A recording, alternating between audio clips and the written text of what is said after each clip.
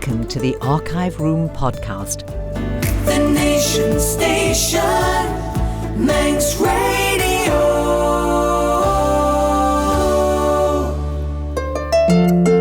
Fastamai, I'm Judith Lay, and I'm very pleased to find you waiting for me at the door to the Archive Room, the place where we keep stories of island life in years gone by, told by the people who were there. So come on in, sit down and make yourself comfortable, and let's listen to this week's selection.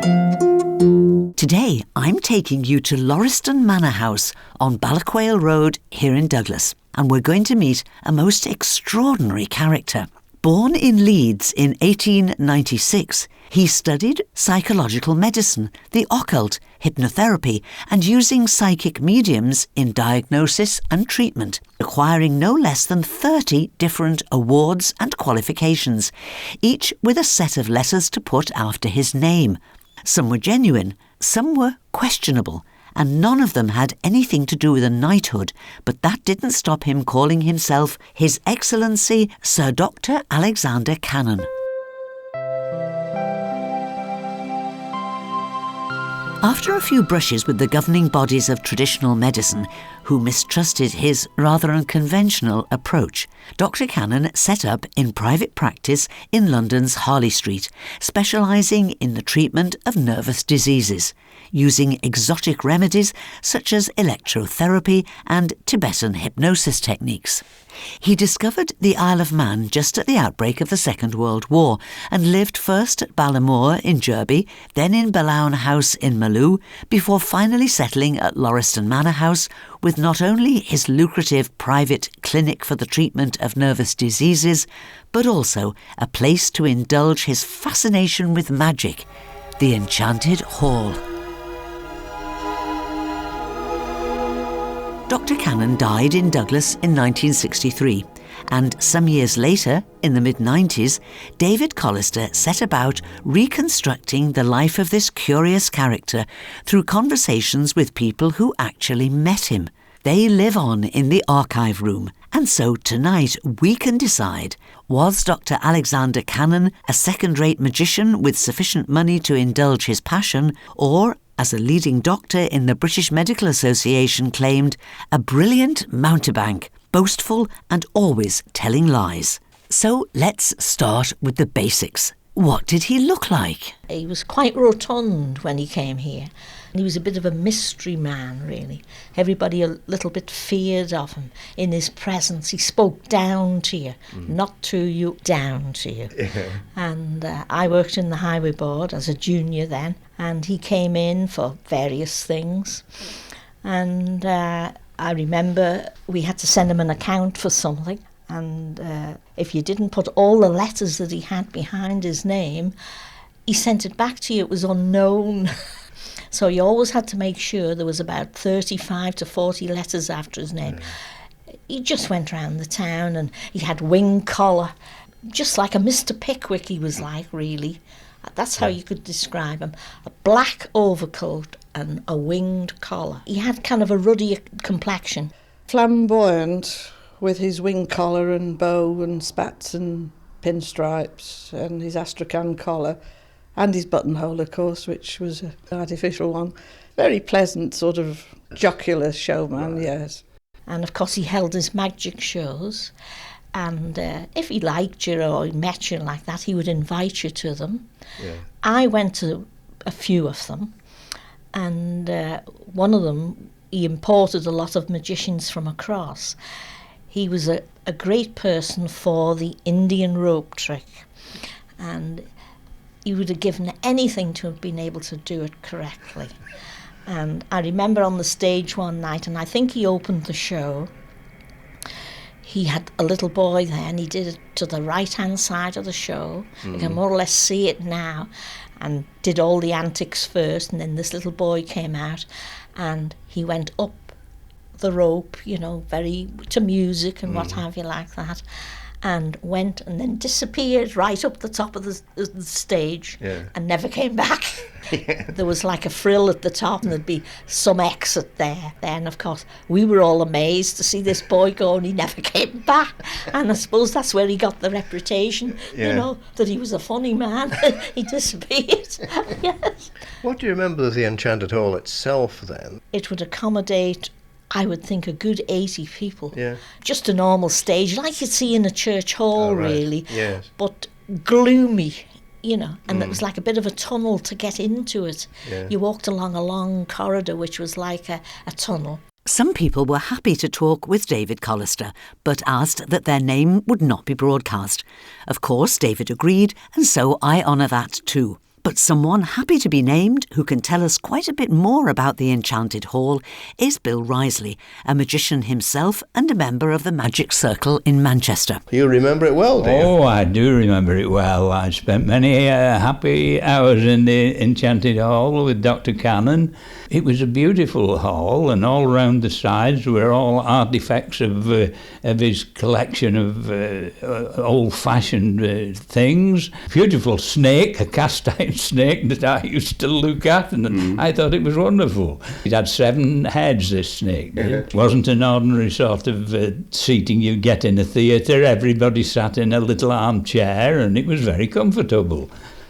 Dr. Cannon then was a doctor on the one hand, a psychiatric doctor, I suppose, he specialised in, didn't he? He did, yes, and yes. Then on the other hand, this magician stuff was his hobby, wasn't it? It was his hobby, and it took over his life in later years. It absolutely took over his whole life. What sort of magic was he interested in? He was interested in magic of the mind. Thought transference he was interested in, and of course he tried to relieve people from stress and all that sort of thing. Yeah, but he got to know the local magicians and invited them up for shows, did he? Oh yes, the local magicians at one time used the place as for the magicians of man. They did quite a lot of shows up there. There was Dr. Pycraft, I remember. There was Gus Halligan, who was a very good magician. Tom Morley, that used to have the newsagent shop on the quay. There was Percy Cowley. Salamander. Salamander, he went under the name of Salamander. He was quite good at escapology and all that sort of thing. How good was Dr. Cannon as a magician? Well, no, I'm not going to answer that question. You know, no. I've been told that he was, well, an amateur as amateur, was he? Yes, he was, but he'd spent a fortune on the job and he was absolutely mad on it. But don't forget, he'd lost both his legs, and I give him all the credit in the world for carrying on with all his endeavours that he did in later life with all this that he got worrying him. Gordon Quirk had some memories to share as well. I was a member of the Legion Players. We used to raise money for the British Legion by putting shows on at the Gaiety. And I was a member, and Harry Ratliff, Maurice Cooley, a few of us others. Anyway, we were invited to spend an evening at the Enchanted Hall by Dr. Sir Alexander Cannon. So we accepted, of course. And it was a bit of a farce, actually. I hate to say this, because he was a very nice man. We did get there, and he would say, "Don't tell me there's someone in this audience with the initials H.R." And of course, everybody knew Harry Ratliff. He was the best known amateur actor in the islands at H.R., you see. And then the other thing was, he was going on to this business of, this is genuine magic, this that I'm performing. And he said, I can even make the sun rise. The sun is rising. And absolutely nothing happened, you see. The sun is rising. and of course the audience were laughing, and he tried to push it off as a joke, but he wasn't. He was really mad. Yeah. Because some girl off stage was supposed to put the floodlight on or whatever. This was, of course, at night time. Yes, this was at night time, yeah. He seemed, from what I can gather, to be somebody who almost believed that it was real magic he was doing. Yes, I'm sure he did. And as a person then, I mean, was he an impressive figure, would you say? Yes, he was. Yes, very impressive. One other time, I saw him quite a bit before that, actually. I was in the Army Cadet Force, and Dr. Sir Alexander Cannon came to one of our drills, and he was showing us how to hypnotise a chicken. You put a chicken down and you just draw a line along like that, and this actually worked. Take your finger away and the chicken just goes on staring where it was. It was very, very hot, and he was bald, and the steam was rising from his head in really? concentration. Yes, Yeah. that wasn't fake. Hypnotising a chicken? Please don't try that at home, or anywhere actually.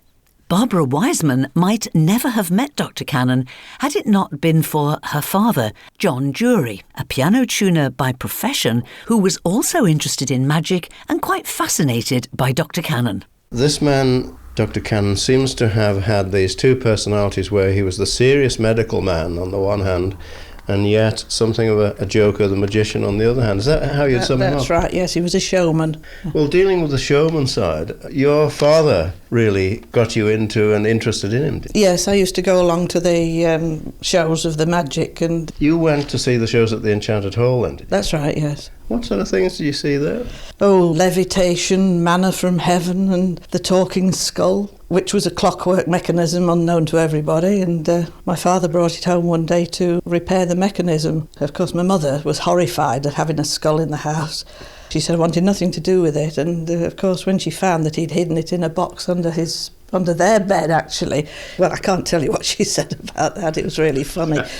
Well, what about the levitation then? Your father incidentally was John Drury, wasn't he? Yes. And was his profession piano tuner? Yes, he started off with Blakemore's in Victoria Street, and then he went on his own as a piano tuner. But he sort of was interested in all these sort of things, and I don't know how it came about, but he arranged for the levitation, the couple of pulleys and piano strings, and it went up. Sometimes it went up a bit cockeyed, but still it seemed to work because everybody knew it wasn't genuine. Yes.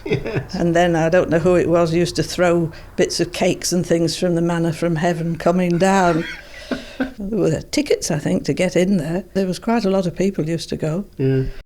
Having looked for the Enchanted Hall recently, I find it's not there now. No, unfortunately, it's been demolished, which is a great shame from a magical point of view. Yeah. It was a theatre, really, wasn't it? It was a theatre, and he also gave film shows there during the winter. In some years, once a month on Sunday afternoon, people would be invited, and he would send for a selection of films, and you'd go and he'd put them on, and it was very interesting. There was always this the public had this sort of feeling that Lauriston and Dr. Cannon, that was a place to keep away from, didn't they? Yes, they did. But it wasn't like that at all. He was a nice fellow. He was a very nice fellow.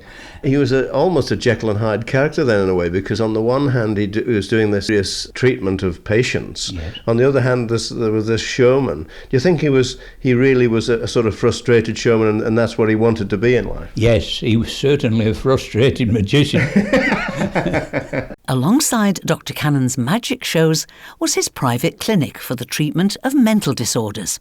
I know of one person who went for treatment there to his place some years ago now. He didn't know what to expect, and I don't know what was wrong with him. It must have been something to do with his nerves, and he might have been going for a hypnotic session. However, when he got there, he was ushered into a big room, and he never saw Dr. Cannon. All the shutters were there, or the curtains drawn, and all he did was sit there waiting for him to appear. Never appeared, and just from every corner, and that frightened them to death, big flashing lights came on. In one corner, made big blue lights come on, make him jump. And he was a little nervous man anyway, and then he'd turn, and then there's big red ones behind him and all that kind of thing. Then it would all go quiet, and then there's more lights. Oh, he couldn't get out of the place fast enough. And he came back to where I worked, and he was telling us all about it, but he never went back. No. He'd have got a bill. That was supposed to be the cure, I suppose. People came over from show business to be treated with the stress it was that he would treat them for, and they came over there, and some of them would stay 3 weeks or a month, and they enjoyed themselves. I used to talk to them, and they'd say, well, we love coming over here. Dr. Cannon doesn't do us any good. He says his food is beautiful. Because they'd be paying quite a handsome rate for that, because they were mostly quite a lot of people were quite rich, well-to-do people as well. Yes, they were. It'd be very interesting if we could get the book that they signed in on. That would be most interesting. Yes. There'd be a few that wouldn't even put their signatures on that. Yes, there was. Yeah. VIPs? Yes, there was all sorts of people, government people. Yeah. He was really into the high-tech market. What about the treatment side of things then? I mean, did you ever experience any of that? Well, yes, I did. I tried. He called it prana. And I didn't know what he was talking about, of course, and anyhow I decided to try it. So we went into a small room, and there was a couch sort of built into the wall there, and you lay down, and then he would put a little plate just over the top of your head. A plate? A metal plate. A metal plate would be just over the top of your head. And when he switched it on, you'd get little crackles coming from it and little flashes of electricity, but you couldn't feel anything. He would also switch on a loudspeaker there, which would give you one of his lectures, which really were worth listening to. Well, what were they about? Well, he told you how to live your life. And believe me, there's a lot of them could do with listening to those lectures today. They were good.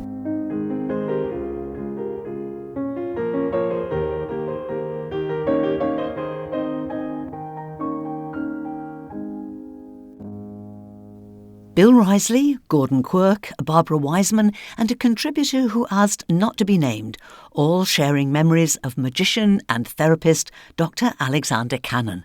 And there are some even more surprising stories linked to Dr. Cannon's death that I'll share with you in the archive room next week. But before we dive into episode 3 of our vintage serial, I bring you the voice of Howard Simcocks. I found his generosity in acknowledging the kindness of others rather than dwelling on his own plight to be truly inspirational, and I'm sure you will too. Howard Simcocks is talking here to David Collister about being blinded towards the end of the Second World War and rebuilding his life back on the island in the mid-1940s. Well, I engaged in an unsuccessful argument with an anti-tank mine at the casino battle in May of 1944. Prior to this, you'd wanted to be an accountant, I think, had you? Yes, I was an article student to Mr. Sugden, the original B. Sugden of the firm which, until very recently, has been in Athol Street for many years. And then when you came back out of the war, you had to sort of change your tactics, really? Well, like a lot of other young men, I hadn't perhaps made the best possible use of my time before the war qualifying. I had half qualified, but my final exam was still outstanding. And having been blinded, the possibility of qualifying as an accountant, much of whose duties are checking figures and things, I just was a non-starter. So I had to change. What did you do as an alternative? When I came home, I was fortunate enough to learn that the former Attorney General of the island, Mr. R.B. Moore, having just retired, announced that he was very willing to help any young man who wanted to qualify as an advocate. And I went to see him to ask him if he'd help me, and quite honestly, his attitude was astonishing. Amongst a welter of rather sympathetic soft-heartedness with which I was surrounded at that time, people who felt very sorry for me but could see no hope of my doing anything, Ramsay Moore took the situation in his stride, and it's due almost entirely to his generous and far-sighted action in putting me under his wing at the time that I was able to qualify as an advocate and get myself into the real world, which is the real problem of a man who found himself in the position I was in. Yeah, it is in fact a remarkable story, that. Well, of course there are various degrees of blind people. Some people who have got a certain amount of guiding sight, whom I lost my eyes actually in the explosion, so I live in what people would think total darkness. Actually, of course, I don't. I invent some very high-quality scenery for myself. But the partly sighted find life a lot more easy in that they're at least able to navigate themselves. But I suppose we're fairly unusual to be totally blind and practicing a profession now. I hope to find some more from Howard Simcocks to include on another visit to the archive room. And now it's time for part 3 of our archive room serial, The Little Dark Cupboard, the serialisation of a play for radio directed by Mrs. Olga Gray. The cast is drawn from the island's drama groups of 50 years ago, and later in the series I'll give you their names. But just for now, see if you can recognise these well-known voices as we return to the sitting room of an isolated house in a remote corner of Dartmoor, where Bill and Eva have taken refuge after getting lost in dense fog. This triggers Eva's claustrophobia, which Bill, hip flask at the ready, soon gets under control with a nip of brandy. Eva explains that her fear stems from being accidentally locked in an understairs cupboard when a child, but she was rescued by a kindly gardener working there, a fact I would suggest you remember for future reference. But for now, they're starting to wonder about the owners of the house. Why did they leave the front door open, and where are they now? When we left them at the end of episode 2, Bill, who really should have known better, suggested to Eva that the house owners might be hiding behind the sitting room curtains, watching and listening. I thought we might have to resort to the brandy again, but Eva seems to have calmed down again, which is probably just as well, as they've got a visitor. Mrs. Reedy! Anyone in? Mrs. Reedy! Anyone home? Morning. You'll excuse me barging in without an invite. I didn't know as they had company. Oh, I'm afraid we're not. They haven't. Well, we're really no business to be here at all.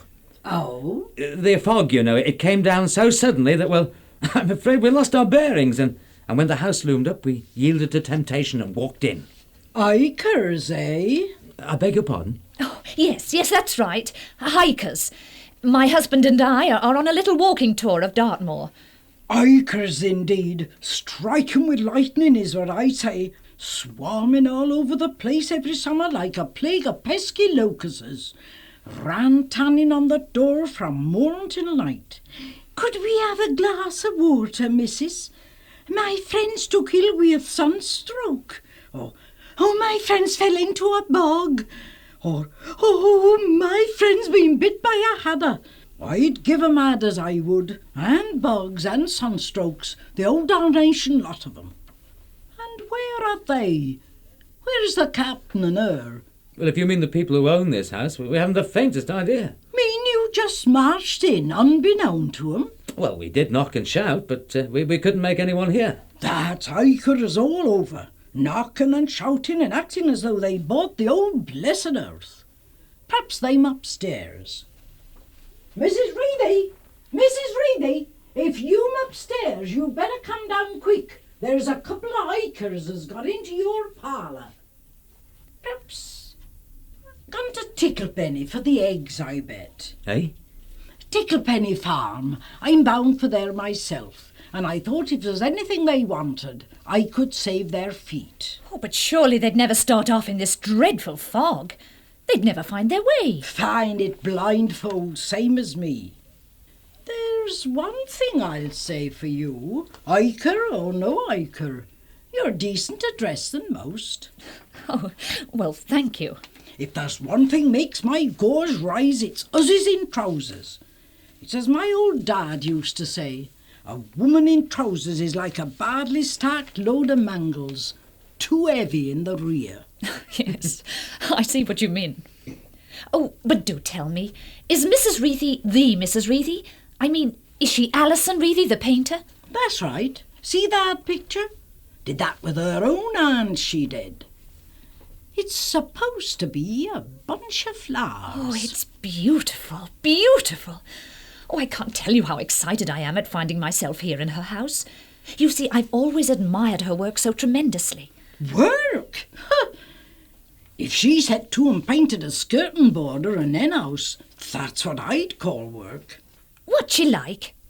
Her and the captain'll not see 60 again. There's something about this room that makes us feel they must be very nice people. I dare say they'll turn out all right when we really gets to know 'em. They've only lived here 20 years or so. And what's more, if I'm to get my day's work done, I's best be on my way to Ticklepenny instead of gassing here. Oh, yes, I was forgetting. What's to be done about you two, eh?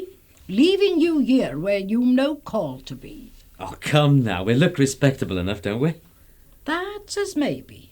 Well, I do assure you our intentions couldn't be more honourable. The fog upsets my wife. It makes her nervous.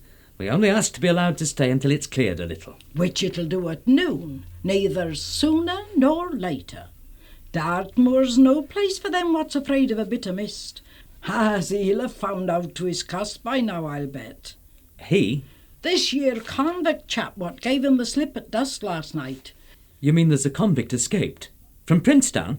The usual caper, nipped off from a working party. Not that he'll have got far. They never do. The Moors sees to that. Always the Moor as downs 'em in the end.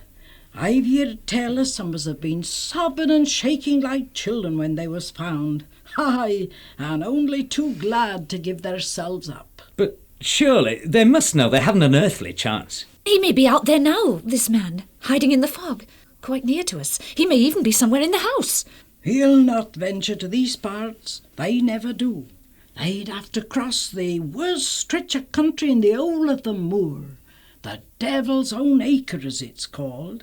Even us that lived here all our lives gives it the go-by. He'll not trouble us hereabouts. Still, it seems a bit haphazard of the Reethies to walk out and leave the doors unlocked. Not so much as a dog to keep guard. Oh, they've got a dog, all right. Old Keeper. He'll have gone with 'em, I expect. As for locking doors, I've known 'em go off for a week and never so much as turn a key. Gosh, they must be madly trusting people, surely. Maybe they'll not be in the future, after they see what's blown in on 'em today. And as I'm bound to meet 'em on my way, I'll tell 'em they'd best hurry back as fast as they can. Well, you can at least tell them we look fairly harmless. I've heard tell us Crippen looked harmless enough.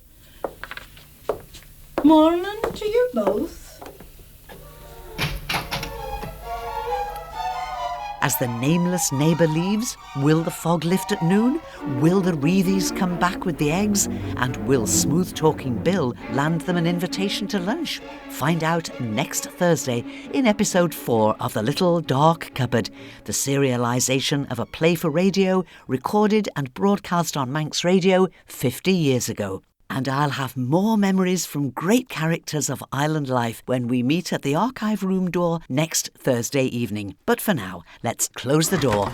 You can listen again to this and to all the programmes in previous series of the Archive Room by subscribing for free to the Archive Room podcast at manxradio.com or via your usual podcast provider. I'm Judith Leigh saying thank you for listening and wishing you a very good evening.